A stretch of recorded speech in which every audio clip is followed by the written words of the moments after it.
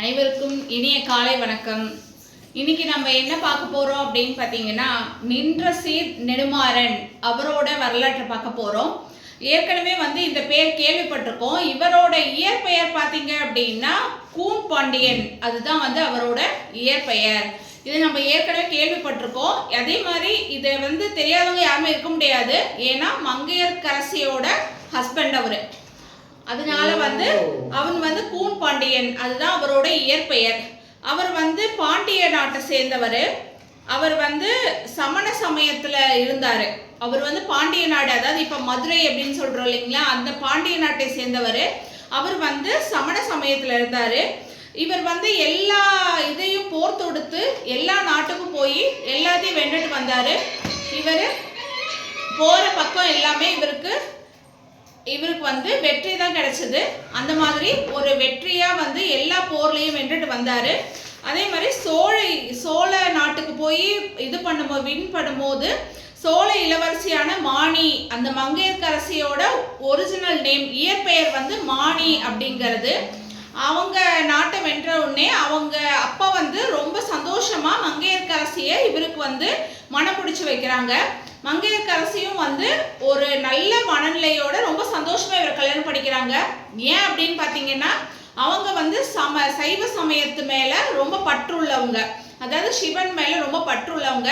எதுக்காக பாண்டிய நாட்டுக்கு கல்யாணம் பண்ணிட்டு வராங்க அப்படின்னு பார்த்தீங்கன்னா, அவங்க சொக்கநாதரை பார்க்கறதுக்காக பாண்டிய நாட்டுக்கு கல்யாணம் பண்ணிட்டு வராங்க. இப்போ நம்ம எல்லாருமே லைஃப்ல ஒரு டைமாவது மதுரைக்கு போய் சொக்கநாதரையும் மீனாட்சியும் தரிசிச்சிடணும் அப்படிங்கிறது தான் நிறைய பேரோட வாழ்நாள் குறிக்கோளாவே இருக்கு.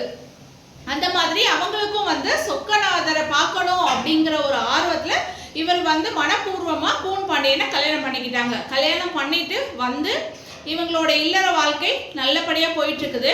ஆனா அவரு சமண சமயத்தை தான் பின்பற்றாரு.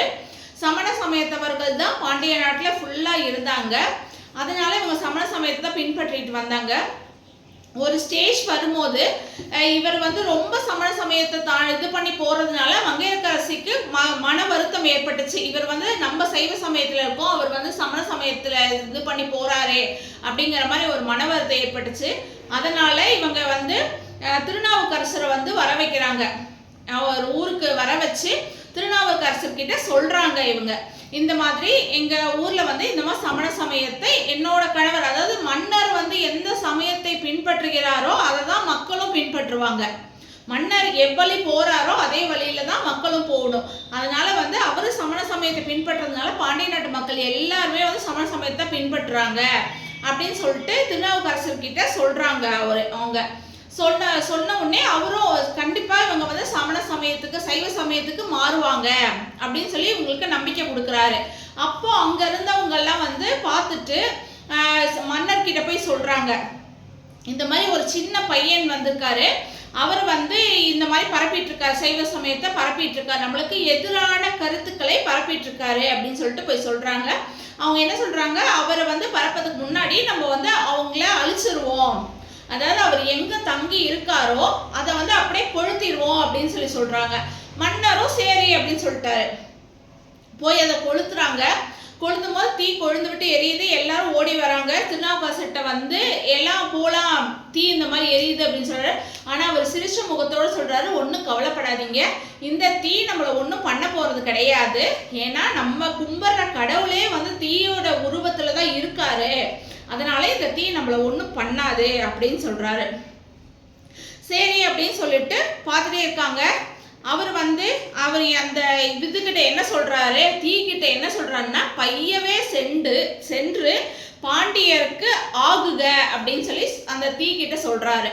அதாவது மெதுவா போய் பாண்டிய மன்னர்கிட்ட எடுத்துரைங்க அப்படிங்கிற மாதிரி பையவே சென்று பாண்டியருக்கு ஆகுக அப்படின்னு சொல்றாரு. அவர் அந்த மாதிரி சொன்ன உடனே இங்க மன்னருக்கு வெப்பு நோய் வருது. வெப்பு நோய் அப்படின்னா தீராத வயிற்று வலி, அந்த மாதிரி ஒரு நோய் வருது. அவர் சமண சமயத்தை சார்ந்தவங்க எல்லாத்தையும் கூப்பிட்டு செஞ்சு பார்க்குறாங்க, என்னென்னமோ வைத்தியம் பண்ணி பார்க்குறாங்க. ஆனால் அவருக்கு அது தீரவே இல்லை. உடனே இவங்க சொல்றாங்க, மங்கையர்க்கரசி சொல்றாங்க, நான் இந்த மாதிரி திருநாவுக்கரசர் வந்திருக்காரு, அவர் உங்களுக்கு பதிகம் பாடினால் கட்டாயம் சரியாகும் அப்படின்னு சொல்றாங்க. சரி, கடைசியா இதையும் ட்ரை பண்ணி பார்க்கலாம் அப்படின்னு சொல்லிட்டு திருநாவுக்கரசரை வரவழைக்கிறாங்க. அவர் வந்து பதியம் பாடி திருநீர் பூசுறாரு. பூசின உடனே அந்த இது வந்து அந்த நோய் அவரை விட்டு விலகிடுச்சு. விலகின உடனே அவர் உணர்றாரு, ஓகே சைவம் சமயம் தான் சிறந்தது அப்படிங்கிறத அவர் உணர்றாரு. உணர்ந்துட்டு சரி இனிமே சைவ சமயத்தை எல்லாத்தையும் இது பண்ண சொல்லலாம் அப்படின்னு சொல்லிட்டு இருக்காரு. அப்போ அங்க இருக்க சமணர்கள் வந்து இவரை எதிர்க்கிறாங்க. இவர் திருஞான சம்பந்தர் வந்து எதிர்க்கிறாங்க. அவங்க வந்து கூப்பிடுறாங்க, அனல்வாதம் புனல்வாதம் அந்த மாதிரி வாதத்துல எங்களை வெல்லணும் அப்படின்னு சொல்லிட்டு அவங்க கூப்பிடுறாங்க திருநாவுக்கரசரை. ஓகே அப்படின்னு சொல்லிட்டு இவரும் போறாரு.